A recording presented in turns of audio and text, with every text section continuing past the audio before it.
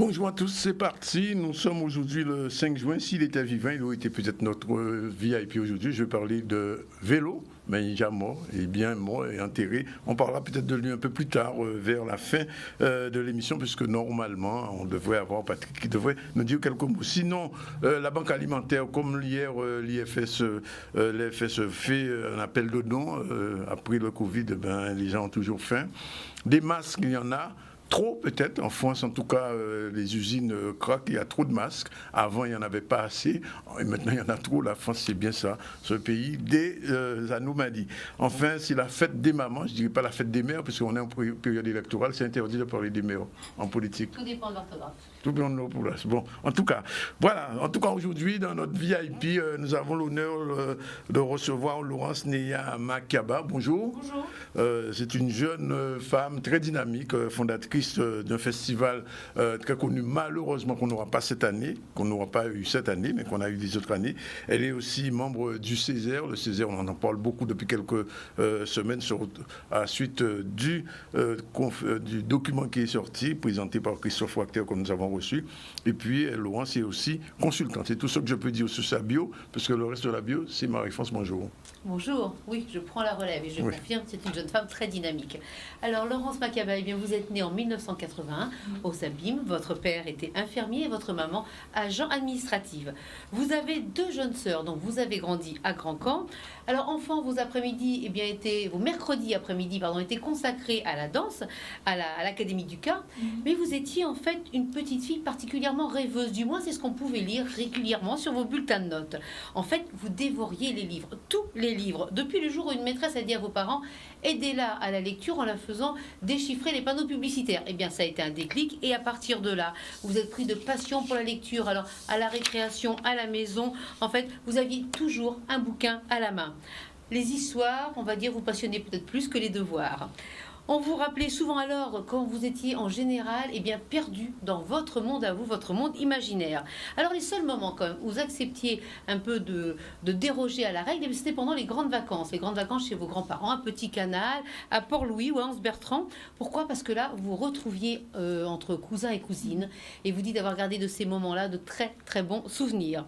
Alors Laurence, vous poursuivez votre scolarité au lycée de Providence, aux Abîmes. À cette époque, vos parents quittent Grand-Camp pour aller s'installer à Petit Canal. Alors là, c'est le choc pour l'adolescente que vous êtes. Vous étiez habituée à vivre au cœur de la cité, tout près des pôles d'animation. Et là, tout d'un coup, vous vous retrouvez loin de tout, parfois attendre un bus qui ne viendra jamais.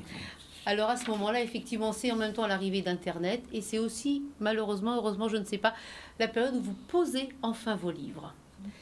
Au lycée, vous vous êtes imaginé avocate et vous vous voyez en fait défendant les plus humbles dans de grandes plaidoiries où la justice finissait toujours par aboutir.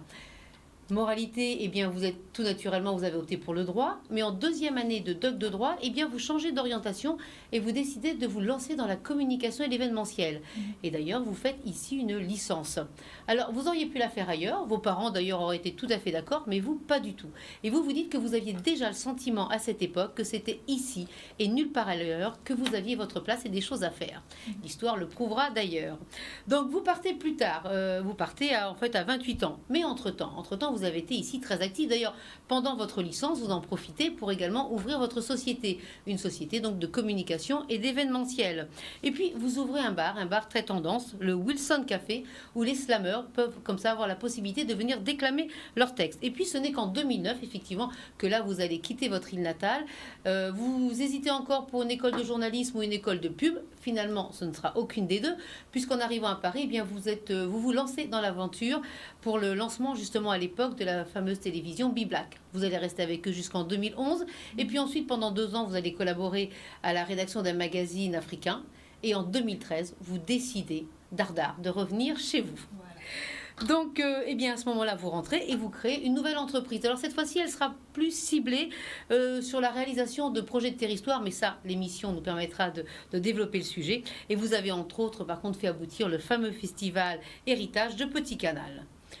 Aux questions traditionnelles, alors, votre plus beau souvenir de vie, vous me dites, non sans une certaine pétillance, j'allais dire, c'est la rencontre avec votre petit garçon qui a aujourd'hui 4 ans. Votre plus mauvais souvenir, en fait, c'est l'année 2008, parce que 2018, pardon, excusez-moi. Parce que cette année-là, en fait, eh bien, une collectivité a failli à ses engagements financiers et il vous a failli quand même plus d'1 an pour réussir à redresser la barre. Pour vous, la plus grande des qualités, eh bien, c'est savoir se remettre en question. Le plus grand des défauts, c'est la couardise, c'est la lâcheté. À la question quel est votre endroit préféré sur cette planète, sans surprise, vous répondez la Guadeloupe. Si vous aviez un seul objet à emmener dans vos bagages pour traverser la planète et partir plusieurs mois, eh bien, ce serait tout simplement une photo de famille. Et enfin, à la question, est-ce que dans votre parcours de vie, vous avez rencontré quelqu'un qui vous a influencé? Vous répondez sans hésiter, Ghislaine Nanga. Alors, elle est aussi férue de patrimoine, comme vous, je le sais. C'est une femme que vous admirez énormément. Et par exemple, vous dites quand vous avez intégré le club des communicantes, vous étiez d'ailleurs la plus jeune des adhérentes à ce moment-là. Eh bien, Ghislaine Nanga, vous dites par son dynamisme, son implication, aussi sa bienveillance, eh bien, elle vous a intégré, accompagné. Merci beaucoup d'être notre invitée aujourd'hui. Merci Marie-France pour ce voyage dans la vie de Laurence. Alors Laurence, traditionnellement, on commence le VIP avec une question d'actualité. La question d'actualité, c'est Floyd. Oui. Comment vous avez vécu ça, ce que vous en pensez? Il y a une manif avant-hier, il y en aura une d'ailleurs demain encore à Pointe-à-Pitre. Nous sommes loin des États-Unis, mais en même temps très proches. Oui, oui. Alors moi, ça m'a beaucoup interrogée. Alors déjà, les États-Unis, évidemment, on sait que c'est compliqué, on sait que c'est violent. Mais ce qui m'a interrogée, c'est vraiment le détachement des médias français, le détachement de la France, alors qu'il y a exactement le même type de problématique. Adama Traoré est mort en 2016 avec 3 personnes, 250 kilos sur le dos. Et on trouve des gens pour faire... Alors déjà, il y a la police qui n'arrête pas, l'IGPN qui trouve qu'il n'y a pas de problème. Un des médecins qui font une autopsie qui trouve que c'est la drépanocytose qui l'a tué, pas 3 personnes assises sur son dos. Enfin, quand on regarde et qu'on compare, c'est exactement la même chose en fait. Et on est en train de nier quelque part l'humanité de certaines personnes. Et en France, on regarde ça avec détachement en se disant non, non, c'est pas nous. Aux États-Unis, oh là là, c'est violent, ils sont racistes eux. Alors que pour le coup, là, c'est pas juste 3 policiers qui ont un problème, c'est que tu as tout un système qui nie le fait qu'une personne est humaine aussi. Donc c'est clair que ça fait rebondir. Alors se mobiliser ici, c'est important, je pense, mais aussi pour dire qu'il faut qu'on se batte aussi pour que les hiérarchies dont on a hérité du passé, qu'elles puissent bouger, évoluer, et qu'on ne se retrouve pas dans les mêmes problématiques aussi ici. Et j'ajoute même que toutes les manifestations pour Floyd en France sont interdites. Oui, alors c'est le seul pays d'ailleurs, je crois, qui le seul pays européen, même du monde, voilà. A interdit les manifestations contre le racisme. Voilà. C'est prouve que la France est vraiment un pays pas raciste. Ouais. Voilà, Marie-France. Alors Laurence Makaba, on vient de le comprendre, vous êtes une femme engagée depuis longtemps. Alors j'ai une question à vous poser. Vous quittez la Guadeloupe en 2009. 2009, c'est l'année du LKP, c'est l'année où il s'est passé des grandes choses. Je voudrais comprendre pourquoi, j'allais dire, c'est justement cette année-là où vous voyez particulièrement en Guadeloupe. Alors pourquoi être parti? Alors, j'avais déjà pris la décision depuis 2008. Alors j'ai créé mon entreprise en 2006. J'étais 24-25 ans, j'étais assez jeune quand j'ai créé mon entreprise. Et j'avoue que j'avais un ras-le-bol. Un ras-le-bol parce que tu fais plein de choses, tu mets en branle plein de choses et puis tu te retrouves avec des problèmes avec des gens que tu connais pas, tu sais pas pour quelle raison. Enfin voilà, donc j'avais un ras-le-bol de la Guadeloupe. Mais pour le coup, c'était pas. J'ai bien compris que les gens qui viennent, les yakafoko, moi je les appelle, les gens qui viennent vous dire voilà, il suffit de faire ci, il suffit de faire ça, qui savent pas ce que c'est que d'être chef d'entreprise, ce que c'est que de choisir entre payer son loyer, payer les prestataires, qui savent pas les difficultés que ça peut causer, surtout quand on est jeune, surtout quand on est une femme, surtout quand on est noir. C'est pas de leur faute. Mais moi, j'avais ras-le-bol de ça, des paroles, des gens qui vous promettent ci ou ça, d'avoir cru et de se rendre compte qu'il n'y a rien derrière, d'avoir mis l'énergie. Donc moi, j'avais déjà décidé de partir et de faire une pause et de souffler. Et en fait, j'ai passé un concours pour une école de pub à Bordeaux, que j'ai réussi. J'ai fait d'ailleurs mon stage en Guadeloupe et je devais partir en 2009. Après le LKP, j'ai retardé mon entrée à l'école, en me disant, tiens, ça bouge, il va y avoir autre chose, et voilà. Et puis, non. Finalement, non, parce qu'on est resté dans les mêmes... ou du moins, moi, je l'ai vécu de la même façon, c'est-à-dire qu'on a beaucoup parlé, on a mis beaucoup d'énergie en branle, mais on n'a pas été capable, par exemple, de dire, mais ça veut dire qu'il faut qu'on ait un changement de statut politique. On n'a pas été capable d'ouvrir ce chantier-là. On n'a pas été capable de bouleverser jusqu'au bout les choses. Je ne dis pas que la RAP n'a servi à rien. Je dis juste on aurait pu aller plus loin. Moi, j'avais l'espérance, en tout cas, qu'on aille plus loin. Et que ça soit l'occasion de faire tomber un certain nombre de choses. Et donc, au mois de juin, j'ai invité des copains. On a fait une grillade. Je leur ai dit, je pars quelques mois, je suis partie 4 ans. Voilà. Parce que moi, j'avais personnellement besoin de voir autre chose, de décrocher et de relativiser moi. Parce qu'au bout d'un moment, c'est vrai qu'il y a, comme je dis, il y a des gens qui viennent bienveillants et vous êtes tellement dans vos problématiques que vous avez envie d'exploser les gens alors que c'est pas de leur faute. Donc il fallait que moi je relativise et que je vois d'autres choses. Et donc j'ai vu d'autres choses pendant ce nombre de temps et puis je suis assez contente d'avoir fait ce crochet-là. Mais c'est clair que c'était pas chez moi. Oui, mais ça vous a fait effectivement une parenthèse, une petite bouffée d'oxygène. Voilà. Et quand vous êtes revenu, vous êtes parti sur les chapeaux de roue. Oui. Alors, Laurence, vous êtes née en 1981, c'est l'arrivée de la gauche au pouvoir en France, oui. Curieusement. Et traditionnellement, depuis quelques années, j'entends, pour les gens de votre génération, j'entends on dit d'eux qui ne sont pas politisés. Alors, est-ce que c'est vrai que les jeunes Guadeloupéens des années 80, la génération, comment on les appelle, Y? Les X, les Y. J'entends ça souvent. Et c'est une génération dépolitisée. Alors oui, je pense que on n'a pas su. Enfin, il y a une transmission qui s'est pas faite. De comprendre le cadre dans lequel nous sommes. Et c'est vrai qu'il y a plein de choses que j'ai compris assez tardivement. Même si je pense que j'ai toujours été pour que la Guadeloupe soit indépendante et que je sois toute seule, sans être dans une famille où ça soit des choses comment dire. J'ai pas vu mes parents forcément nous imposer des choses comme ça, en fait. Il y a eu des livres à la maison que j'ai lus. Mon père a toujours... Enfin, c'est des discussions qu'on a régulièrement avec mon père, donc c'est des choses qui me paraissent pour moi évidentes. Mais par exemple, c'est 2009 qui m'a fait le discours sur... nous sommes une colonie. Pendant longtemps, je me suis dit, il faut qu'ils arrêtent avec ça quand même, il faut qu'ils changent de disque. 2009 m'a fait ouvrir un dictionnaire pour chercher le mot colonie et voir que, ben oui, on est dans une colonie. Oui. Parce que pour moi, oui, il faut qu'on change, mais... Il y a un vocabulaire à changer, il y a des choses à changer. Et je crois que cette transmission-là doit se faire. D'ailleurs, on a monté pendant le Covid avec d'autres un groupe qui s'appelle Ensemble pour nous-mêmes. Où on est parti de l'idée de sortir d'une culpabilisation et de dire « vous comprenez rien » à « il faut qu'on prenne le temps d'expliquer ». Donc on l'a fait pour l'agriculture une première fois, on a fait une deuxième fois pour expliquer en quoi c'est important pour la santé. Demain, on en a un pour parler justement de ces mouvements-là et des réussites, parce qu'on se vit souvent comme un peuple qui a beaucoup lutté mais qui n'a rien gagné, alors que si la Guadeloupe est ce qu'elle est aujourd'hui, c'est parce qu'il y a des gens qui ont lutté. Donc il faut qu'à un moment ou un autre qu'on célèbre ces victoires-là nous-mêmes et qu'on les transmette et que nos enfants grandissent en disant qu'on est héritiers de ça.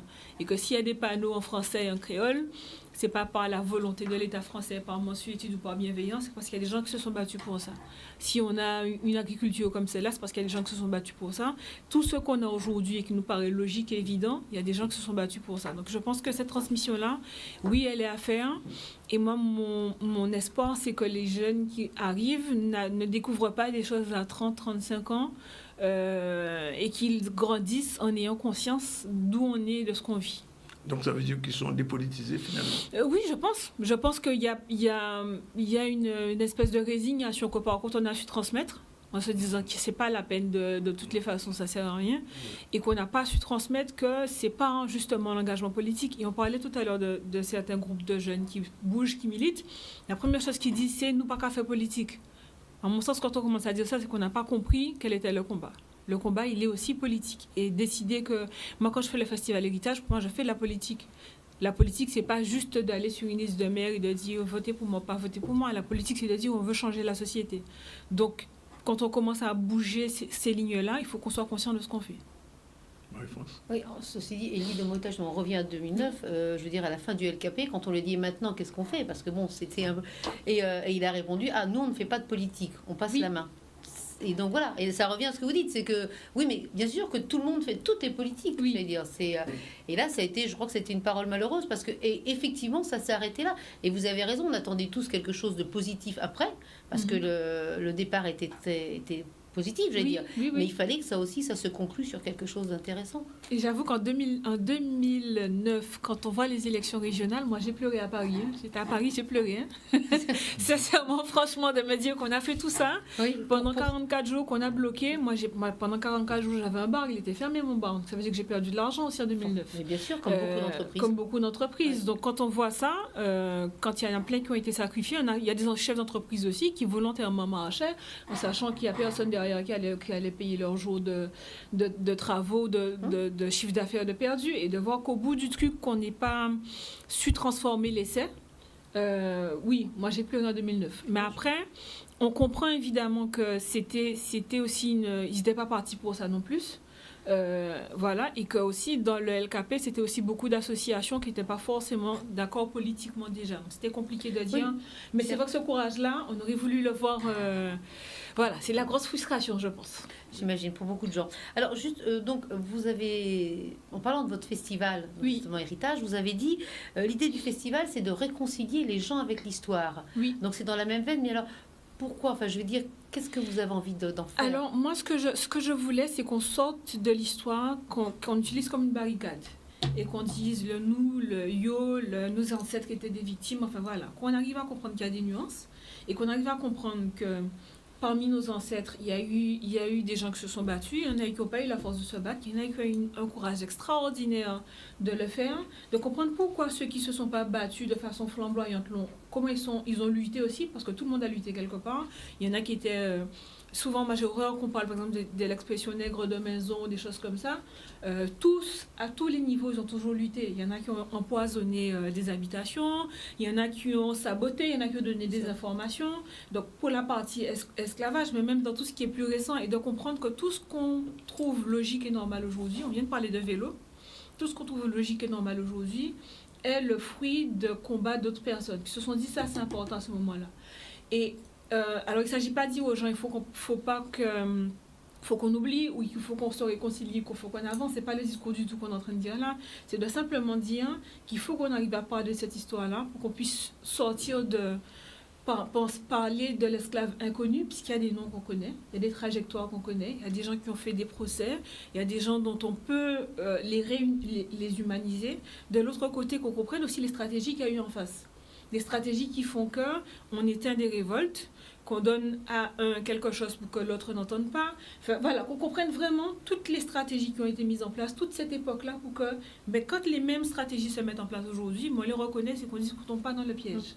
Voilà, c'est de ça qu'on veut parler, et qu'on puisse en parler avec tout le monde. Et c'est pas un truc de noir, de blanc, d'indien, autre chose. Quand on a commencé à inviter d'ailleurs les groupes indiens sont produits aussi au festival, ils nous ont dit, mais oui, mais c'est pas notre date, c'est pas nous on arrive après. Ils disent non, c'est comme le 14 juillet en France. Oui. C'est la date de la nation. Là, le 27 mai, c'est la date qui fige les rapports sociaux en Guadeloupe. Et qui dit, voilà, on va donner des sous aux propriétaires d'esclaves, on va organiser la plantation, on va faire venir des travailleurs ailleurs. Cette date-là, elle fige ce que nous sommes aujourd'hui. Donc il faut qu'on la comprenne pour qu'on puisse aussi travailler sur notre société pour la faire grandir et la faire évoluer, parce qu'on a tous notre place ici en Guadeloupe et qu'on doit tous la faire évoluer ensemble. Alors, tout à l'heure, j'ai posé la question sur la dépolitisation de notre jeunesse guadeloupéenne. Monsieur le premier culturel, est-ce que, Laurence, vous sentez vraiment il y a une prise en compte de cette culture, premièrement, premier aspect, et deuxièmement, que, depuis quelque temps, on parle beaucoup des ICC, l'industrie culturelle créative. Est-ce que vous sentez en Guadeloupe, ça devient de plus en plus une industrie, la culture, on parlait de l'événementiel après. Oui, moi je pense que oui. Alors pour la partie culturelle, en tout cas, je pense que le travail qui a été fait montre que, oui, la culture en Guadeloupe, elle est vivante, et elle n'est pas déconnectée. Et j'en veux pour preuve tout ce qui est hip-hop créole ou autre chose, on voit bien qu'il n'y a pas eu de renoncement, il n'y a pas eu de je prends le trap de X ou de Y que je fais que le mettre. Et il y a toujours cette idée-là de faire une alliance et de mettre aussi ce qui est nous dedans. Et on l'a vu dans le festival, on a invité aussi des scènes de hip-hop créole avec des gens comme Star J, Exos, qui est là depuis 20 ans, avec des plus jeunes aussi, et ça fonctionne, et ils sont vraiment conscients de ce qu'ils sont en train de faire. Je pense que la partie culturelle n'a pas failli, et d'ailleurs pour travailler dedans et pour être régulièrement en rapport avec des instances qui le font, on est l'une des îles de Guadeloupe, oui, des îles de la Caraïbe et des îles des départements de France avec le plus de pratiques patrimoniales qui existent encore. Les Mayolais, il y en a plein comme ça qu'on a réussi à sauvegarder. Même les pratiques culinaires ou autre chose, c'est des choses qu'on arrive à sauvegarder. Et on a beaucoup d'événements justement qu'on met en place, qu'on fait bouger. Et c'est vrai que ce qui manque justement, c'est l'idée d'industrie. On est dans une idée on fait pour sauvegarder, on fait pour ne pas perdre le gros cas, on fait pour ne pas perdre X ou Y, mais la partie, on monétise ça parce que c'est une richesse, c'est un pas qu'on doit passer, c'est-à-dire à réussir à se dire qu'on monétise, et ça ne veut pas dire qu'on travestit. Ça ne veut pas dire qu'on vend n'importe comment. Ça veut dire simplement que, comme on sait que c'est une richesse qu'on peut partager avec d'autres, qu'on peut faire comprendre à d'autres. Et on a fait venir l'an dernier Yosuke Onuma, qui est japonais, qui est fanatique de gros cas, quoi. Qui était mais vraiment... Waouh, c'était un truc extraordinaire pour lui d'être en Guadeloupe avec des gens du gros cas et de chanter des chansons, de nos chansons. On a invité... Alors, le festival cette année a eu lieu sur Internet. On ne l'a pas fait en vrai. Gino Sitson, qui est camerounais, et qui décide de faire une thèse de musicologie. Sous le Boulaguel. Voilà. Et qui revient régulièrement faire des études sur le gros cas. Parce que quand il vient voir le gros cas, ben c'est l'Afrique qui lui parle. Donc ça veut dire qu'il faut aussi on comprenne quelle est la richesse. Et que ça ne veut pas dire travestir, mais ça veut dire comment on l'échange et comment on en fait des métiers, comment on travaille autour de ça. Oui, et donc d'ailleurs pendant le festival, j'allais dire, c'est un peu aussi cette idée, c'est-à-dire que si j'ai bien compris, il y a une part effectivement présentation, conférence, il y a une part donc avec des groupes, mais il y a aussi, toute une présentation avec les associations, avec l'artisanat, avec, vous avez dit, les cuisinières, enfin, je veux dire, c'est quand même un melting pot de différentes activités du territoire. Mais est-ce qu'on vous pourriez pas vous servir justement de ce festival pour ensuite passer à une étape peut-être pas industrielle, mais piocher certaines activités et les développer? Alors, je reprends juste la genèse du festival. Alors, pour comprendre, au départ, c'était une commande de la ville de Petit-Canal qui voulait une organisation pour le 27 mai. Parce qu'au niveau des marches des esclaves, qu'il y ait mairie, qui n'est pas mairie, qui est ce qu'on veut, il y a toujours, la population se réunit toujours là le 27 mai. Et d'ailleurs, le monument, c'est la vasque qui est au-dessus des marches, mais les gens retenus dans la mémoire populaire, les marches des esclaves. Et de là, on a commencé on s'est dit, tiens, il y a un temps, on va faire une conférence. On s'est dit, bon, on va pas y avoir grand monde. Et au bout de 2 heures, alors c'était dit, ça va durer 1 heure, au bout de 2 heures, on n'arrive pas à récupérer le micro. Parce que les gens ont des questions à poser et que les gens ont envie voilà. Et donc, c'est de là qu'en fait, l'idée de faire vraiment un festival autour de ça est née. On a déjà fait venir, en 2018, 2018, je parlais de l'année compliquée, des délégations de Barbade, de Venezuela, de la Martinique, de Dominique et de Sainte-Lucie qui sont prêtes à travailler avec nous sur ça, sur comment on travaille ensemble, sur nos industries créatives. À la Barbade, ils ont un ministère spécifique pour ça. Et comment on travaille sur le tourisme mémoriel pour faire venir des gens. Et qu'on maîtrise, nous, ce qu'on vend. C'est-à-dire qu'on laisse pas des tours opérateurs lâcher les gens au Fort d'Elgrès, par exemple, et ne même pas savoir qu'il y a la tombe de riche, je pense, là. Voilà. Donc, il y a vraiment tout un truc comme ça. Et pour le coup, on est en train de travailler autour de ça, et c'est des choses qu'on va continuer à faire, parce que pour nous, là, il y a une vraie richesse qui est la nôtre, qu'on ne pourra pas nous voler, que les Chinois ne peuvent pas arriver copier-coller, parce que c'est nous qui la détenons, et il est temps qu'on comprenne ça. Qu'il y a une industrie à mettre en place pour qu'on puisse créer des emplois autour de ça. Voilà. Juste une petite précision, Laurence, parce que j'entends, je ne sais pas si c'est une polémique, que la marche des esclaves, ce n'est pas véritablement le lieu où on vendait des esclaves à Petit-Canal. Où on en est des recherches historiques sur cette question? On n'a pas de... En fait, il n'y a pas de document écrit sur les marches. Oui. De ce que j'ai trouvé, en tout cas moi, le dernier document qui est écrit, c'est un journal, le Nouvelliste d'Haïti, qui existe encore, qui envoie un courrier après un gros tremblement de terre, si je me souviens bien, pour demander si les marches des esclaves existent encore. De ce qu'on comprend, en fait, le bourg est en bas, et l'église, c'est pour ça qu'elle est à l'envers de l'église, et c'est un escalier usuel. D'accord. En fait, c'est un escalier usuel. Et dans les années 80-90, justement, quand les gens ont voulu se réapproprier, on a commencé à mettre des plaques dessus. Alors, ce qu'on sait, c'est que les bateaux arrivaient, les grilles arrivaient à la danse, et qu'après, on dispatchait les cargaisons d'esclavisés sur le port de Petit-Canal. Donc, évidemment, très certainement qu'à cet espace-là, il y a pu y avoir des dispatchs entre les différentes plantations, mais on n'a pas de document qui dit que là, c'était un marché, voilà, en tant que tel. Voilà. Donc il y a eu aussi beaucoup de choses qui ont été rajoutées autour de ça. Il y a eu des gens qui disent qu'on les classait par ethnie. C'est pas vrai. Enfin, ils s'en fichaient des ethnies, clairement, les maîtres. Hein, de savoir qui est Ibo, qui est pas Ibo, c'est pas leur problème. Il y a eu beaucoup de choses de dites, mais a priori, ce serait un escalier construit sur la fin de la période esclavagiste et qui aurait été usuel pour que les populations aillent à l'église. D'accord. Merci. Il est 12h58. On prend la première pause de pub. On se retrouve tout à l'heure pour la suite. Et la fin. Malheureusement. Oui. Toujours trop court. Sûr. Tu as déjà épuisé ton stock de questions? Oh non, loin. J'en suis loin.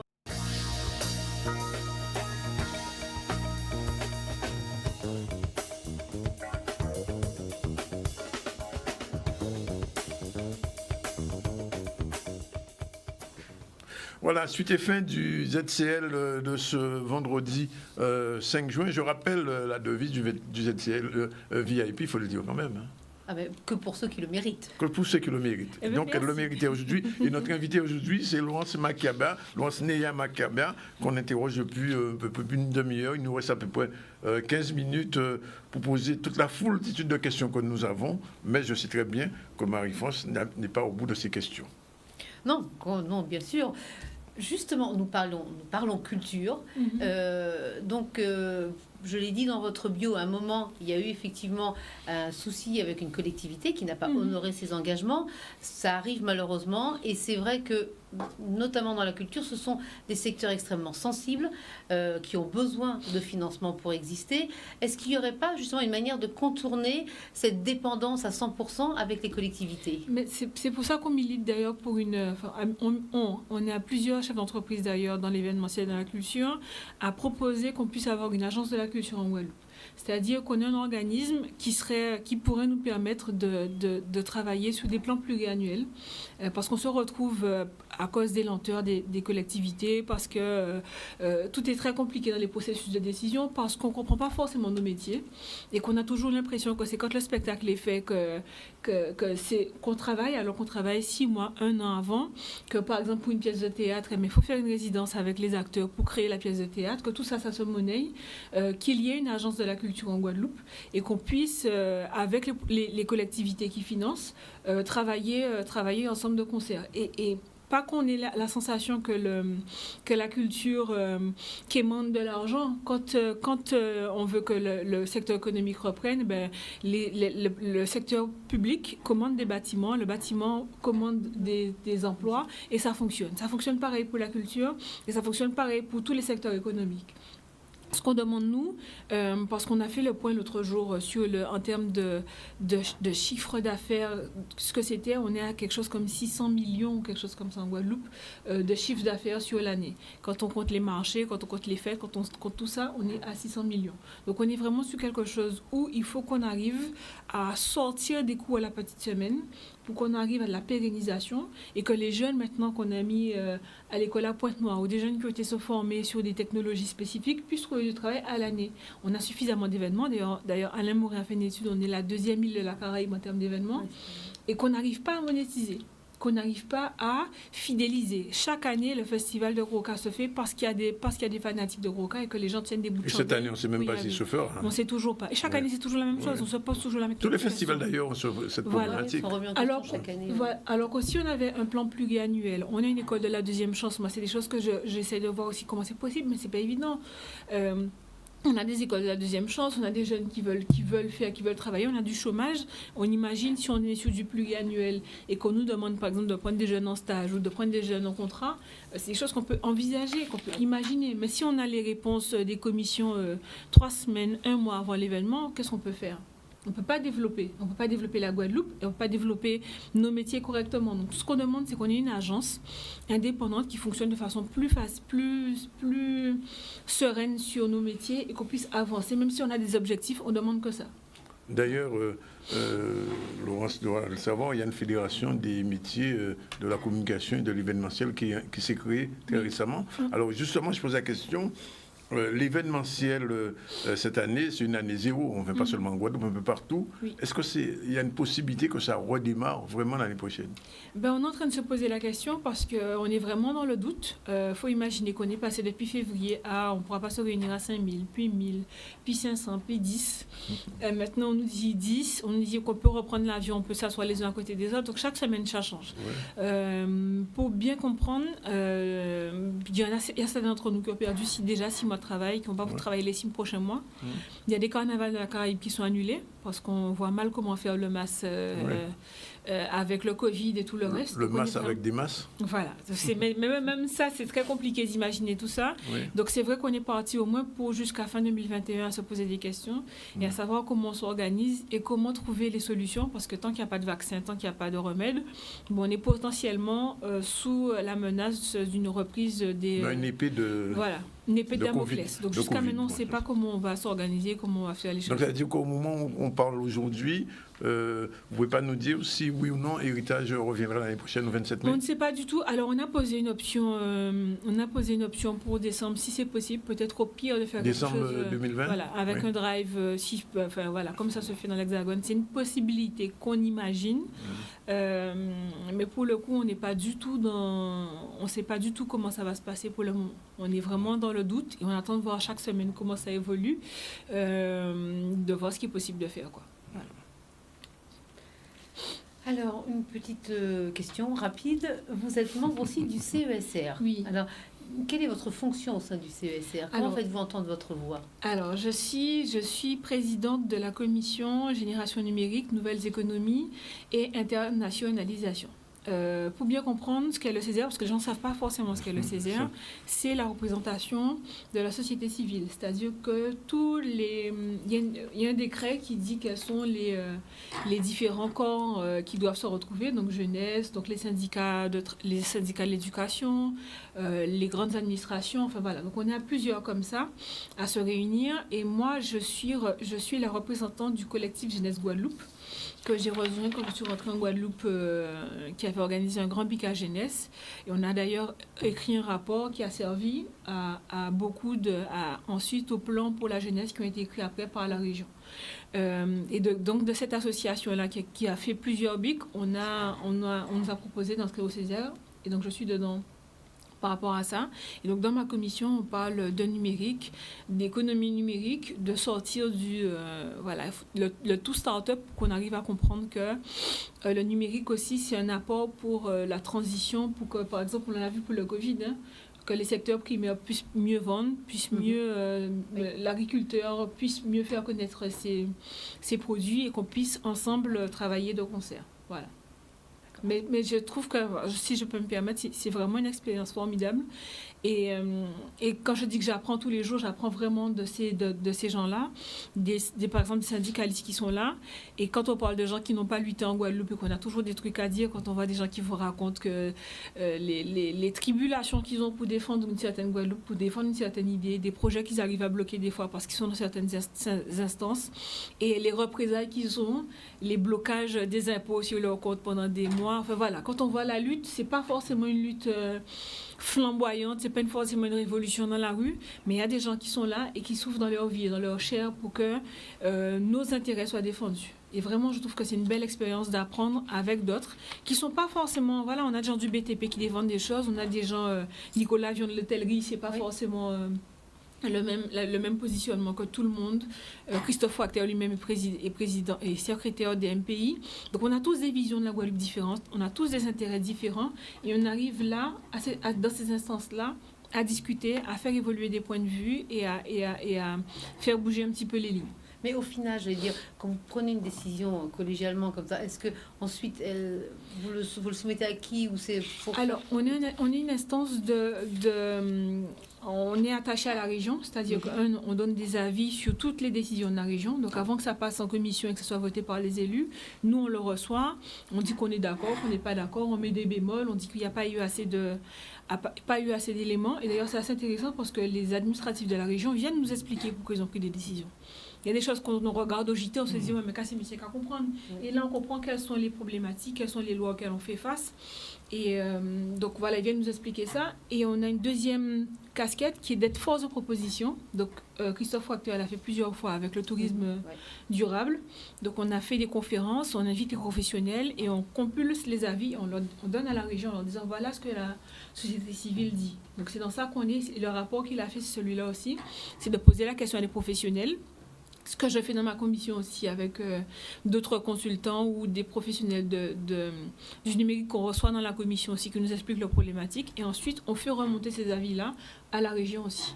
D'accord, donc vous avez vraiment un avis consultatif. Voilà, un avis consultatif. Et ça nous permet vraiment de sortir les politiques par merde pour aller vers, OK, ben, c'est aussi à nous, peuple, de prendre les bonnes décisions, parce que c'est clair que si on reprend les mêmes systèmes, les mêmes circuits, qu'il faut qu'on vote les choses de la même façon, bon, on prend 3 mois pour prendre une décision, parce qu'il faut que ça passe dans plein de circuits, sinon on passe au tribunal, parce que les règles ne sont pas respectées. Donc à un moment donné, on se dit peut-être qu'il faut qu'on fasse nos règles à nous. Il faut qu'on fasse nos lois à nous, qu'on s'organise différemment et qu'on soit moins assujetti à des réformes décidées en Europe ou à Paris pour qu'on puisse avancer. Donc, tout à l'heure, ce sera ma dernière question, donc l'avant-dernière. Non, je te laisserai poser une toute petite comme ça. Merci de ta galanterie. Tu disais, en parlant de Laurence, quand elle a quitté Grand-Camp, elle est allée avec ses parents s'installer dans le Nord-Grande-Terre. Oui. Alors, la question est très simple vis-à-vis de Héritage. Est-ce que Héritage, c'est un mouvement, enfin, c'est un festival culturel? Est-ce qu'il n'y a pas moyen, de possibilité de lier Héritage à un développement du tourisme de Nord-Grande-Terre qui est un petit peu, oui. Je disais souvent, j'écrivais ça, on me le disait aussi, juste le tiers-monde de la Guadeloupe. Mais c'est vrai que le Nord-Grande-Terre a beaucoup de choses à faire connaître et à donner. Il y a beaucoup d'atouts. Et c'est ce que j'ai apprécié avec l'équipe de M. Mornal quand je suis arrivée, qu'on a commencé à travailler ensemble, parce qu'ils sont partis de l'idée qu'il fallait sortir de le Nord-Grande-Terre handicapé, Petit Canal handicapé, il faut qu'on valorise ce qui existe déjà. Et donc l'histoire, c'est quelque chose à valoriser. C'est de là que part d'ailleurs le festival. Et c'est vrai que c'est quelque chose qu'on essaie de faire. Alors, le CTIG nous aide. On a reçu quelques influenceuses. Et c'est vrai que même quand il n'y a pas festival, que ce soit le CTIG ou l'ADA, qu'il y a des gens qui viennent, ils les font venir à Petit Canal pour découvrir Petit Canal. Donc on ne va pas dire qu'on n'est pas aidé, mais c'est vrai qu'on aurait voulu qu'il y ait une réflexion qui soit plus globale, de façon à ce que quand les valises du CTIG se posent dans le salon, à côté des plages, qu'on ait tous les événements de Guadeloupe, pour qu'on puisse aussi dire, voilà, il y a des choses particulières, parce que pour le coup, quand on a fait le point des îles de la Caraïbe, ils nous disent un festival comme ça n'existe pas dans les autres îles de la Caraïbe. Alors, on travaille avec une agence aussi, une jeune agence qui s'appelle Caraïbes, une jeune agence, le nom m'échappe, une jeune agence qu'on peut retrouver sur la page Héritage Experience, Viti d'Orville, voilà, la jeune fille qui s'en occupe, qui crée un package spécifique autour du festival, de façon à ce qu'ils viennent pour le festival, mais découvrent la Guadeloupe et le Nord-Grande-Terre sous le prisme de l'héritage. Et qu'on puisse de plus en plus parler de culture et d'histoire de Guadeloupe sans complexe. Qu'on puisse dire, voilà, on est des gens qui avons lutté, on était victimes de ça, on s'en est sortis, voici comment on a évolué, voici ce qu'on a gardé, voici nos héritages, qu'on puisse en parler sans complexe. Et pour moi, c'est vraiment une richesse en plus qu'on pourra... Parce que les plages sont interchangeables quelque part. Oui. Les plages sont interchangeables. Quand on parle de gastronomie de Guadeloupe, on a exactement les mêmes mots que la Martinique. C'est exactement le même vocabulaire, créole, épicé, nani, nana, c'est les mêmes choses qu'on dit. Il y a quelque chose de particulier qu'on ne peut pas échanger, c'est l'histoire et nos pratiques patrimoniales qui sont propres à nous et qu'on pourra retrouver nulle part ailleurs. Donc c'est des expériences que les gens peuvent vivre et qui peuvent vivre qu'ici. Donc c'est à nous de faire en sorte que les gens sachent que quand ils viennent ici, l'expérience qu'ils vont vivre là, ils ne vont pas la vivre à côté. Donc qu'on puisse axer sur ça. En tout cas, je milite pour ça, qu'on puisse aller de plus en plus vers ça. Bref, c'est la dernière petite question. Ou une petite réponse. Voilà, je vais rebondir. Mais alors justement, cette volonté justement de mettre en avant ce patrimoine, est-ce que c'est aussi une volonté que vous retrouvez au sein de la CNGT? Parce que vous êtes quand même dans une communauté d'agglo. Est-ce que ça, parce qu'on a le sentiment que pour lui aussi bouge, on a le sentiment qu'aujourd'hui, au niveau culturel, il y a une certaine émanation. Et donc, est-ce que vous pourriez vous appuyer sur un ensemble de collectivités? Alors, depuis l'an dernier, le festival est devenu événement majeur du territoire. Donc la CNGT a reconnu qu'il y avait un événement qui portait les valeurs, et je fais partie du comité comment dire, Il y a un comité consultatif aussi dans la CNJT avec les personnes ressources du territoire dans lesquelles je fais partie. Et c'est vrai que c'est quelque chose, nous, on essaie de développer sur l'ensemble du territoire. C'est-à-dire que quand les gens vont venir à Petit Canal pendant 3 jours, évidemment, ils vont peut-être aller faire un tour à la plage à Port-Louis, ils vont manger dans un restaurant à autre part. Donc, c'est vraiment tout le territoire que ça fait bouger. Et c'est dans cette optique-là que les gens sortent de la vision du Nord Grande Terre comme juste la plage de Port-Louis ou la plage de Lens-Laborde, pour qu'ils se rendent compte qu'il y a des randonnées. C'est un territoire, voilà, quoi. C'est un territoire, Oui, il y a à manger, Avec il y a des gens beaucoup intéressants à rencontrer, il y a des fermes à rencontrer. C'est des choses spécifiques qu'on va retrouver à Basse-Terre, mais il y a plein de choses intéressantes à faire à Petit Canal, dans le Nord Grande Terre, quoi. Au Moule aussi. Donc finalement, entre Grand Camp et Petit Canal. Maintenant que j'ai une voiture, ça va. C'est ça le problème, en fait. Voilà, parce qu'à 17 ans, passer 2 heures le samedi matin attendre le bus qui n'arrive pas. Voilà, ça calme. Oui, bien. Mais en tout cas, Laurence, merci d'être venue. Merci pour l'invitation. On était très contents d'entendre. C'est la première fois qu'on soit une jeune. Hein? Vraie jeune. Bon, Femme. J'ai 38 ans, j'ai pas jamais dit que je suis jeune, toujours mon frère. C'est quand même. Je sais, on a eu beaucoup d'invités, je t'avoue que. Ouais, je tu t'en ne souviens saurais pas, mais moi, répondre. j'ai regardé un petit peu le planning. Jeune femme, non, on n'avait pas reçu. Alors, il faut qu'on continue. Oui, il faut C'est qu'on une continue. lacune, hein. Voilà. Oui. Il est 13h20, on va revenir à l'actualité. Tout de suite, l'actualité, c'est l'appel au don de la banque alimentaire. Le reportage de Harold Luce et de Charlie Dagonia. On regarde tout de suite. Nous réparons les sachets abîmés, monsieur. Vous réparez les sachets abîmés? Oui, oui. Ah, donc rien ne se Et perd. nous pesons, non, pas du tout. Nous pesons la ramasse de ce matin. Oh, ça a tout aidé sur moi là. On fait des pansements sur le sucre, les pâtes, le riz, sur les sachets abîmés. Et bien voilà, rien ne se perd, on récupère tout. Hein. Voilà. La banque alimentaire a une politique de zéro perte. C'est ça notre objectif. Président Jacques Arnaud, je suis salarié. Ok. Ça fait... Vous travaillez à la banque. Je travaille à la banque alimentaire. Depuis combien de temps? Ça fait plus de 3 ans et demi et que je suis là avec eux parce que nous sommes en manque d'aide en Guadeloupe. Donc je me suis porté volontaire au début pour pouvoir essayer, pour voir si ça me plaisait. Et j'ai bien aimé. Et par la suite, j'ai continué et je suis avec eux. Voilà. Je te dis que c'est un travail qui est quand même très utile pour les personnes justement qui ont besoin. Surtout quand tu vois le manque de besoins de famille, oui, des fois, oui.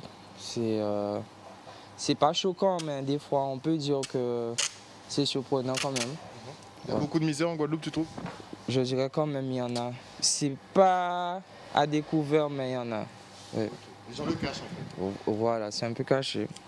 Ouais. Quand on voit les quantités qu'on débite par semaine, il nous faudra vraiment refaire le stock. Alors justement, on est sur quel volume et est-ce que vous avez constaté une augmentation justement avec cette période de confinement et de post-crise? Oui, bien sûr. Déjà, en début d'année, on était déjà en augmentation par rapport à l'année dernière. En termes de chiffres, je suis désolée, je pourrais vous les donner après. Autrement, si déjà en début d'année, pendant le confinement, on a très fortement augmenté. De mémoire, on était peut-être sur du 30 tonnes, si je ne dis pas de bêtises. Avant la crise, on est passé à 37 tonnes environ mensuelles. Et donc, du coup, voilà, c'était pendant le confinement. Depuis, je n'ai pas les derniers chiffres. On doit les sortir. On va faire un inventaire demain d'ailleurs pour nous permettre d'être à jour et puis avant de recevoir les produits entrants. Donc, en gros, oui, le débit a fortement augmenté. On a une convention Covid qui nous a permis d'ouvrir les choses avec les nouvelles associations telles que des ESA, des IME, des IMP, donc ces points publics en situation de handicap. On a été fortement sollicités, on a pu répondre. On a d'autres associations de quartier et tout que l'on sert en plus de notre quarantaine d'associations habituelles. Les CCAS notamment nous ont beaucoup sollicités pendant cette période. Ils continuent, mais comme vous le savez, la situation actuelle ici comme ailleurs, on s'attend à une augmentation parce que chômage partiel, très certainement vague de licenciements et autres. Donc on s'attend effectivement à une augmentation de la demande.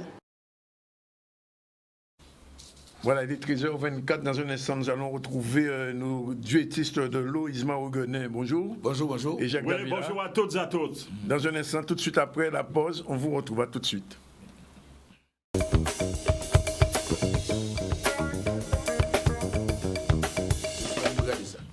Voilà, il est 13h31 avant de passer la parole à Isma Oguenet et Jacques Davila pour parler des problèmes de l'eau, puisque nous avons un problème de sécheresse. On va se rappeler, aujourd'hui, nous avons songé Marcel Lolia dit vélo, et pour ça, avec nous, on met à Goka, nous avons parlé de Patrick Solvé. Patrick, bonjour. Oui, bonjour Dani, bonjour toute la Guadeloupe. Alors, deux petits mots quand même, nous dit qu'il faut nous péter deux petits mots pour vélo aujourd'hui là, quand on peut dire nous à vélo. Écoute, ça nous fait connaissance de sa culture et moi vélo. Oui. Moi culturel en Guadeloupe. Donc nous ne pouvons pas dire ça. Non. Nous demander à ce que jeudi là, pour jeudi là, peut être la fête de la musique Guadeloupe, la fête du Goka. Oui. Donc c'est pour ça nous avons milité, c'est pour ça nous demander. Si vous avez toute commune, toute part, nous demandons de jouer tambour, à la vélo même, un vélo de aller la place en bas marcher, et tout en respectant les gestes barrières, tout en respectant les distanciations physiques et tout ça, mais quand même pas laisser tomber mémoire un homme là, ça, qui permet à la Guadeloupe de renouer et permet tout le monde aussi de refamiliariser les médicaments, et de une confiance sociale dans eux. Donc, nous allons honorer le dignement, et c'est jeudi-là, nous qui enlève la Sainte-Anne, mais vers les associations Pakita, vers la Coupiranda, vers aussi Songesta et d'autres amis, et la commune Sainte-Anne aussi. Donc, nous qui faisons un hommage, nous qui faisons 35 tambours, parce que c'est 35e anniversaire à Moaï, nous qui faisons 35 tambours, et nous qui jouons 7 fois les 7 rythmes. Alors, Patrick, moi, obligé de poser une question là avant de nous quitter. Festival Gokala, ça, il peut être fait? Nous ne pouvons pas dire que le festival là est fait. Nous pouvons communiquer que le festival là.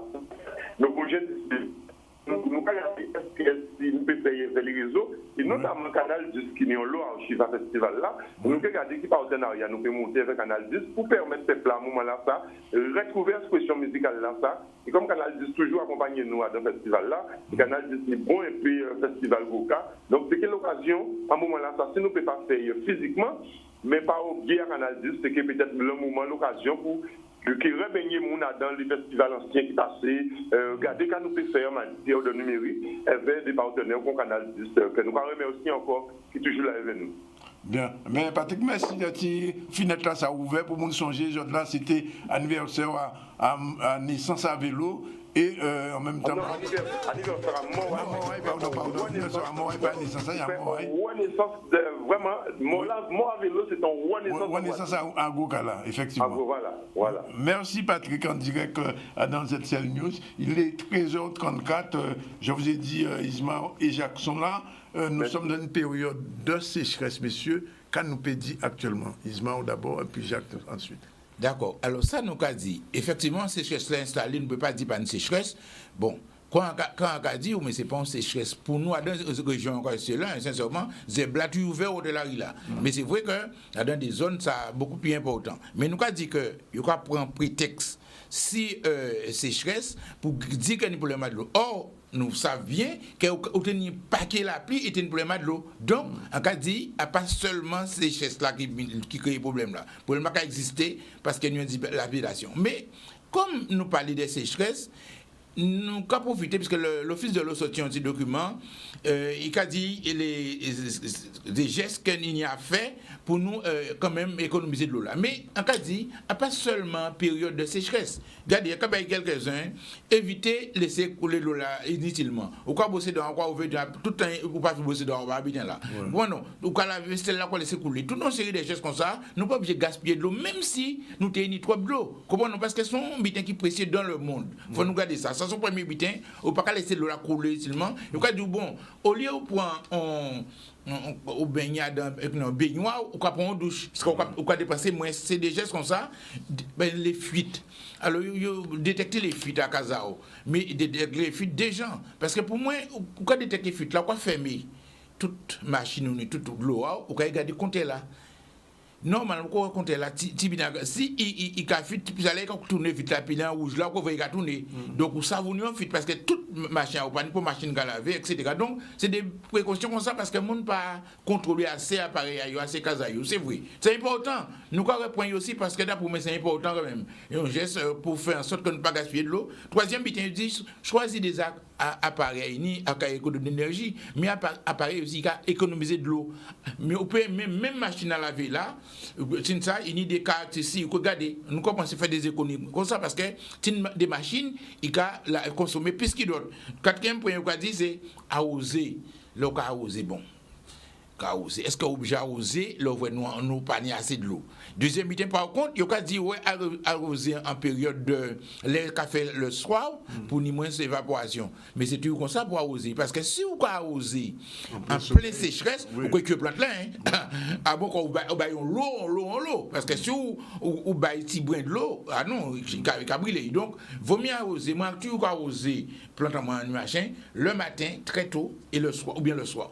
Il ne faut pas envahir trop de l'eau à certains moments. Donc, encore c'est ça. Et dernier butin, c'est dada en moins, utiliser de l'eau à la pluie. Alors, en cas de ton petit butin, et Jacques qui parle de ça aussi, on ne peut pas comprendre qui gens en Guadeloupe, ils ont fermé l'école parce que pas de l'eau. Oui, et l'école obligée de fermer, on ne peut pas permettre si monde d'être dans l'école n'a pas de l'eau. Mais pourquoi toutes ces mairies-là, dans toute l'école primaire, pas qu'à faire un réservoir d'eau la pluie pour chasser les water pour si on fait des bénéfices, etc. Quelqu'un empêché, on met fait ça. Quelqu'un empêché le département, mais dans tous les collèges, des systèmes de collecte d'eau pour faire en sorte que nous utilisions de l'eau à la pluie pour chasser les water, pour faire des bêtises comme ça. On ne peut pas comprendre ça. On peut regarder côté nous seulement dans le comité de l'eau dans Bastet, plusieurs camarades, il y a autonome en matière de l'eau. Uniquement de l'eau à la pluie au Cap-Point, traité, filtre, contrôlé par l'Institut Pasteur, de l'eau est 50 fois meilleure de qualité que de l'eau à robinet là. Donc, quand vous voyez ça, la région pour les lycées. Comment nous fous qu'on s'en en Guadeloupe? Comment la région va financer les citernes? Les citernes, à part les filles, il est responsable des lycées. Ouais. Il est responsable des lycées. Pourquoi il n'y a pas un système de recueil à la pluie de l'eau pour aller nous prendre de l'eau que nous traiter? Dépenser pour traiter, ou quand il jeter dans le water, c'est une aberration, et nous n'y de l'eau la pluie en arbre de Guadeloupe. Donc, voilà des mesures indiquées. Il a dit oui, utiliser l'eau la pluie, mais l'eau la pluie, il faut utiliser, parce qu'elle a pris tomber l'eau en Guadeloupe. Vous comprenez? C'est ça, c'est qu'on parle de sécheresse. Et puis, dans le service de l'eau potable, on peut adapter. À part faute à la sécheresse, il faut prévoir. On s'organise, on s'adapte. Son service pour qu'il y ait de permanence. Donc, il faut adapter, il faut savoir que nous avons une sécheresse, ça va être une sécheresse, et il faut organiser. C'est ça le service public. Tu t'adaptes. Alors, c'est ça que je voulais dire dans le premier temps. Pas dire si les piscines et les voitures à laver. Ah non, mais c'est le premier butin, la préfecture, quand c'est des butins, il a dit pas faire ça. Il a dit pas faire butin, même des stations où on laver ou qu'on interdit. Nous comprenons ça. Si on voit, on ne peut pas ni de l'eau pour boire, on ne peut pas laver. Voici. Voici la pays mort s'il ne peut pas laver. Encore quoi, c'est ça. Donc peut-être Jacques intervient si restant. Alors, Jacques, juste avant d'intervenir, on a vu quand même Jacques, monsieur Amar Gaillard, il y a eu des manifestations il y a 2 ou 3 semaines, ça a été résolu, semble-t-il, avec une pompe. On a vu le président de région très présent à Cap-Esther, on veut partout, réparant des tuyaux sur 17 km. Bon, on sait qu'il y a près de 4000 km. 2500 à réparer. 2500 à réparer. Alors, quoi penser de toute cette activité autour de l'eau? Bien, ça veut dire qu'il y a certains qui font de la communication, car il semble qu'il y a un deuxième tour des élections, et celles-ci, au deuxième tour, vont se jouer sur l'eau, parce que ce sont aussi des élections pour les délégués communautaires, c'est-à-dire ceux qui vont représenter les collectivités, les communes, à la fois dans les domaines de l'eau, du transport, et de la collecte et du traitement des déchets. C'est la mission des délégués communautaires notamment, en oubliant que depuis le 1er janvier 2020, c'est la loi. Ce sont les communautés d'agglomération composées des collectivités de leur périmètre qui ont en charge l'eau, l'assainissement et le traitement des eaux de pluie de surface. Et bien entendu, comme d'habitude, comme parlait de la préfiguration, donc s'adapter en préparant à l'avance, bien sûr, nous ne sommes pas prêts parce que tout le monde a oublié ça. Oui. Mais alors la loi MAPTAM qui a substitué la transformation de la loi NOTRe, qui est une loi de proximité et d'environnement, faisait obligation depuis 2018, le 1er janvier 2020, vous aurez en charge ceci et cela. Alors ceux qu'ils ont demandé et qu'ils ont oublié, donc on se trouve encore dans une situation ubuesque, et une fois de plus, tout le monde va se mettre à hurler quand les circonstances, les contraintes et les conditions non respectées font que le préfet est tenu de se subroger, parce qu'on est toujours en contrainte sanitaire, oui. Il est tenu de se subroger à l'incurie, l'impéritie, l'incompétence de ceux que nous avons élus. C'est pour ça que je demande à mes compatriotes de prendre leur responsabilité au deuxième tour, de choisir au moins des gens qui soient peut-être meilleurs que ceux qu'ils veulent sortir. Oui. Par contre, il faut savoir que les problèmes demeurent parce qu'on n'a pas confiné l'application de la réglementation. Elle demeure.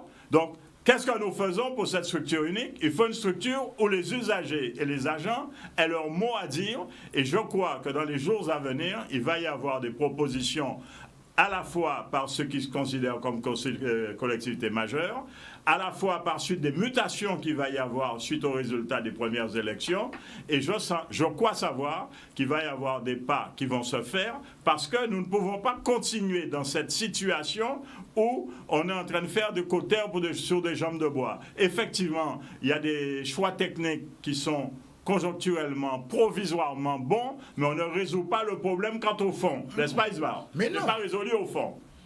Parce que le problème principal, à la dit chaque fois, c'est un problème de fuite.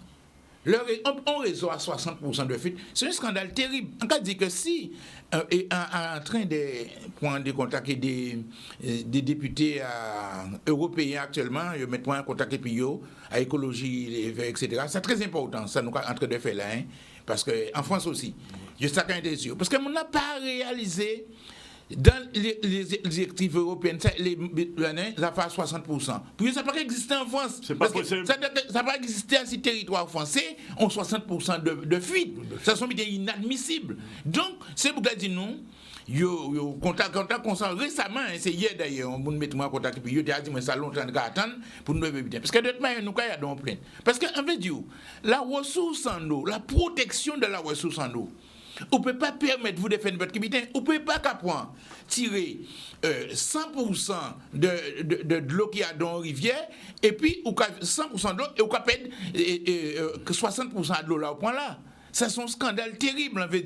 Son mitin qui contre nature, contre ça, et l'Europe a décidé, et la France qui a caché ça, ils savent ça. Ouais. Savent ça. Bon, c'est pourquoi nous disons qu'au niveau européen directement, pour faire tirer l'attention, c'est ce qui passe en Guadeloupe, c'est scandale là, ça. Scandale fuite là. Et scandale fuite là, nous pays, j'ai pas résoudre le problème de l'eau. Comment, d'ailleurs, les rapports qu'ils ont fait, les chiffres clés à montrer, nous brisons 50 millions, tu reprends les chiffres. Oui. Pour toute le Guadeloupe, il y a de l'eau. 50 millions de mètres cubes. 50 millions de mètres cubes, c'est beaucoup de l'eau. Hein? Mais nous sommes disponibles en année là 26 millions. 26 millions.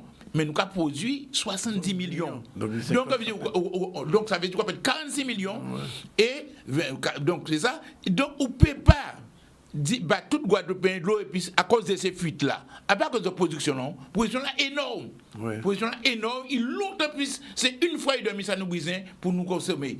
Oh, les pertes, c'est le scandale, et les pertes liées à gestion à de l'eau là, à la mafia de la Générale des eaux Veolia, c'est ça la réalité. Et puis complicité, mais nous savons que ces grosses sociétés-là, on connaît bien, que nous sommes tous les cas montrés bien dans le film là, et autant make money, commencer, mais c'est qu'à corrompre les maires, corrompre les collectivités, pour eux prendre le pouvoir et pour faire l'argent à eux. C'est ça la réalité, et ça est fait. Et Général des eaux en particulier, c'était associé, etc. Ces messieurs fait l'argent à eux, et là, ils voient qu'ils n'ont pas de moyens de faire encore, ils échappent quoi à eux, et ces problèmes-là, ben nous. C'est là qu'on va l'année. Alors, quoi, nous, quand on parle de ça, mais il faut revenir ces questions-là. Alors, il y a quand même une question qu'il a posée, parce que voilà, la région, c'est un gros dossier à de l'eau. Il y a quand même misé 72 millions pour réparer les Je vous ai fait part de mon commentaire. Hein. Oui. Immédiatement. Oui. Mais, dans ce dossier-là, il n'y a pas abordé la question de la potabilité de l'eau. D'ailleurs, dans le service de l'eau potable, première obligation à ce service-là, c'est pas mon nom de l'eau qui peut brûler sans qu'il y ait de danger pour santé. C'est la première obligation. D'ailleurs, c'est pour ça que descend en arrière avant. Nous envoyons $1, envoyons vite Naïla pour un petit vidéo. Ben tout ça. D'ailleurs, la commission de clauses abusives, quand voyons note toutes les mails en temps les mettre dit, il a rappelé première obligation à eux, que de l'eau potable. Ouais. C'est premier. Et à partir du moment que de l'eau pas potable, pas ni paiement de l'eau. C'est ça qui est terrible. D'ailleurs, le service est tellement contraignant. Encore comprendre les distributeurs d'eau parce que les mesures très contraignantes pour eux. Par exemple, ou pas de l'eau régulièrement, ou pas de l'argent. Le service de l'eau, c'est un service continu à pression suffisante. Si cette pression n'est pas suffisante, ou pas de distribution d'eau. Les termes sont clairs et la jurisprudence est monstrueuse, on veut dire. Et on met un scandale. Quand dit par exemple, nous, quand on nous dit qui prend place à violer à la matin dans des conditions bizarres. Scandaleuses. Parce que, et il peut même point il fait parce qu'il y a une contre la toujours. C'est une passation. Un bizarre.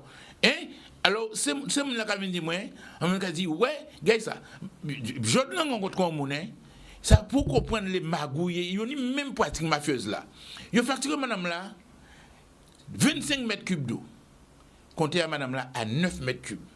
Madame là dit non. Il dit ah ouais payer, il dit on va payer toujours 30 €, mais pourquoi machin. Il a vu notre facture bail, machin etc. estimé tant. Jour là et que ce jour là ça comptez là à 13 mètres cubes, il a commandé payer, restant là il a commandé payer d'autres. Et tu sais que c'est de l'avance de trésorerie. Parce que là, il facture au plus. Oui, il dit après, ouais, bon, il a fait des facturations, il fait moins 5. Il fait moins 5. Il fait moins 5 mètres cubes, mais il a demandé au payer toujours. Donc, on veut dire que c'est des manœuvres de trouillandage qui nient. Par exemple, parce que les gens l'ont fait au payer, par exemple, il va au 50 ou bien parfois il va au 45, 60 mètres cubes. Oui, on n'a pas fait tout ça. Oui, mais quand il fait passer un train supérieur, ou dépenser longtemps plus d'argent. Et deuxièmement, ou admettons payer, on n'a pas connaître, ou faire de l'avance de trésorerie. Ou paye l'argent, on dit, non, madame, la matin, il paye 700 € d'avoir. Mais comme son médical ça fait très peu d'eau, il y a au moins 10 ans pour amortir les 700 € d'avoir qu'est la générale des Oubaïs. Et je ne suis pas parti.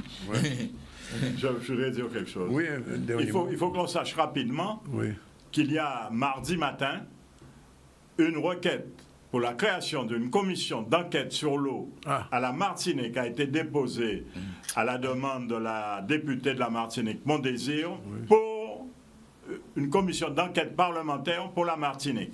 Elle a été soutenue par un seul parlementaire de la Guadeloupe, la députée Bénin, et nous avons obtenu, nous, association des usagers, que la commission nationale de cette affaire, on a demandé au bureau et au président de l'Assemblée nationale d'appliquer une des clauses de la loi que nous avons trouvées qui permet de rajouter, et nous avons demandé à tous nos parlementaires de manier quoi à Yotibouin, parce que c'est un sujet crucial et important. Il est anormal que les Martiniquais, tous sans exception, même Chardin qui pas bien Letchimi, signé Letchimi. C'est pas normal ça, que chez nous, dans un moment aussi important, que les gens jouent la division. On ne joue pas contre son soi, on ne joue jamais contre son camp. Le pays a besoin de nous tous, quel qu'il soit, quelle que soit sa race, son parti, sa philosophie. C'est ensemble que nous allons gagner. C'est pas en faisant la poule. L'heure doit être au courage. Messieurs, prenez vos responsabilités. J'espère que c'est entendu. Juste un petit mot. Alors, le président de la communauté du Grand Sud Caraïbe informe que les abonnés de Bastien Baïf Saint-Claude de Goubert, il y aura de fortes perturbations, puisque la sécheresse, encore une excuse, qui diminue fortement les ressources en eau, de fortes perturbations sont à prévoir dans la distribution de l'eau dans ces communes. Là, il dit ça. Et quelle disposition il prend pour avoir de l'eau? Bah oui, parce qu'il doit compenser. Alors, quelle disposition il prend? Il faut savoir qu'il y a un arsenal de plaintes, parce que le 15 mai, il y a une décision de justice qui a été rendue, à l'instar de toutes celles que nos associations ont obtenues avec notre support juridique sur la Martinique. Donc nous avons repris les mêmes arguments, nous avons déjà gagné un premier procès le 15 mai, et qu'il va y avoir, nous demandons à tous les usagers victimes de se rapprocher de l'association, quelle qu'elle soit, celles se rapprocheront des collectifs et des uns et des autres, et bénéficieront gratuitement de notre assistance juridique pour une avalanche de plaintes qui va tomber dans les jours à venir sur le SIAG et les Rénaux, pour commencer. Et ensuite, que tout le monde se tienne bien. Parce que ça, c'est la vérité. Vous savez toujours que mon dire est en harmonie avec mon faire. Je dis ce que je vais faire et je fais ce que j'ai dit. Vous allez avoir une série de plaintes contre les élus, leurs agents influenceurs. Merci, messieurs, qu'on va retrouver vendredi prochain, puisque le déconfinement est complet. On revient un petit moment sur l'actualité. L'actualité, bien sûr, demain, enfin dimanche, c'est la fête des mères. Comment ça se prépare? Reportage tout de suite, on regarde. Bien fait, Suite au Covid, effectivement, les écoles étaient fermées. Il fallait donc réaffecter le personnel des affaires scolaires. Et avec elle, nous avons monté un petit projet, de réalisation de cadeaux que nous allons transmettre ou remettre aux mamans de Trois-Rivières sur cette fête des mères 2020. Voilà. Oui, c'est important parce qu'avec le Covid, on est resté confiné pendant 2 mois, donc on ne voyait pas beaucoup de belles choses autour de nous. Donc pour moi, c'était très important. Nous sommes toujours dans le cadre de ce protocole sanitaire à respecter, c'est distanciation, à telle enseigne que dans le cadre des cadeaux, nous avons réalisé aussi des masques, des visières. Donc c'est pour bien rappeler que nous sommes bien conscients de la situation. Voilà. Le défi, c'était de faire un certain nombre de cadeaux pour les mamans de Trois-Rivières parce qu'avec le Covid, on ne pouvait pas... Enfin, il y a eu d'autres petits couacs et tout. Donc, et nous, on était là en tant qu'agent d'animation de la commune. Donc, il a fallu nous trouver des choses à nous faire faire. Donc, on nous a proposé de faire un atelier pour les mamans et voilà, c'est ce qui a été fait. Là, on peut dire que cela leur a permis de rester en activité, cela leur a permis de mettre aussi leur talent au service de la collectivité et au service de cette population. Aujourd'hui, nous sommes très satisfaits et tout à l'heure, vous allez constater de vous-même que le travail qui a été rendu est un travail soigneux, un travail de qualité et un travail qui va pouvoir déclencher beaucoup de satisfaction pour les mamans. Très bonne fête des mères à toute la Guadeloupe et aux mamans de Trois-Rivières. Trois-Rivières a donné un très bel exemple de ce qu'on peut faire de façon artisanale dans notre pays pour satisfaire les mères. Dernier point, on va jeter un petit coup d'œil sur la distribution des masques, puisque il y a aussi, cette question-là se pose, la fête des mères, c'est à la fois les bouquets et aussi les masques, puisque nous avons une période à masque, pas à masse. On regarde ce dernier reportage avant de se quitter. J'attends de remettre 2 masques pour que tu ne puisses pas sortir. Si tu vas à l'école, il faut que tu ailles à l'école avec tes 2 masques. D'accord? L'action de notre association aujourd'hui, c'est d'offrir des masques aux calvériens, aux adhérents et ainsi aux personnes âgées, les jeunes en difficulté et les personnes âgées. C'est ça notre action aujourd'hui. C'est d'offrir un masque ou 2 masques à toutes les personnes qui habitent ici. Alors, M. Jorel Hubergo, c'est lui, il est responsable et président de l'association Tennis Club de Bemao. Donc, il m'a donné une centaine de masques. Normalement, le maire doit distribuer des masques à la population, mais elle a passé la commande et ce n'est pas encore fait. Et je constate que parfois, les personnes sortent sans masque et c'est dangereux. Et puis, surtout les jeunes, vous connaissez, hein, ils n'ont pas d'argent pour aller acheter des masques. Alors, moi, j'ai décidé de faire une démarche auprès de mon sponsor et pour lui dire de me sponsoriser pour les jeunes de Calvaire et les personnes âgées aussi. Et ça a été tout un plaisir pour moi de venir participer et de venir l'accompagner dans cette aide avec son sponsor et tout. Ça a été tout un plaisir de partager et puis de voir encore comment on organise notre section afin, comme on dit, d'accompagner nos personnes âgées, d'accompagner notre jeunesse afin qu'ils puissent avoir des masques pour leur protéger dans la mesure que c'est... Voilà, il est exactement 13h54. Je vous rappelle que dans notre émission du VIP, aujourd'hui, nous avons reçu Laurence Neya Makaba. Si vous avez raté, vous avez une possibilité de voir à ZCL.tv, www.zcl.tv ou YouTube ou encore sur le Facebook de ZCL ou de Canal 10. Et puis, nous avons aussi reçu, comme chaque vendredi, Isma Ouguené et Jacques Davila sur les questions de l'eau, problème de sécheresse aujourd'hui, qui j'en sais qu'à régler, ben, j'entends ça dit, et nous avons annoncé que rien de ces jours-là, nous avons fait un grand assemblée une émission spéciale à ces problèmes de l'eau avec les responsables des eaux, ça les OPCI, c'est-à-dire CSBT, Cap Excellence, etc. Enfin, nous semblons aussi au Vévin pour nous discuter les problèmes de l'eau. Sinon, on a parlé de la Banque alimentaire qui a fait un appel aux dons. Hier aussi, un appel de l'EFS pour le sang, du célibat alimentaire. Des masques, on en a vu à Bémao, la distribution. Et puis la fête des meilleurs à Trois-Rivières, une opération spéciale. Et je rappelle que demain, manifestation spéciale encore pour le meurtre de George Floyd. Ça se fera sur la place de la Victoire à partir de 10h à l'appel d'une série d'organisations et combat ouvrier qui avaient organisé la première manifestation renforce cette manifestation. Et puis je de là, c'était anniversaire à Mossofela, monsieur Vélo. Voilà, c'est fini pour aujourd'hui. La réalisation était assurée par Kevin. On se retrouve à partir de lundi pour la suite du ZCL News, toujours avec vous en direct de Canal 10 de RHT et de C10FM. Salut, bon week-end, à lundi.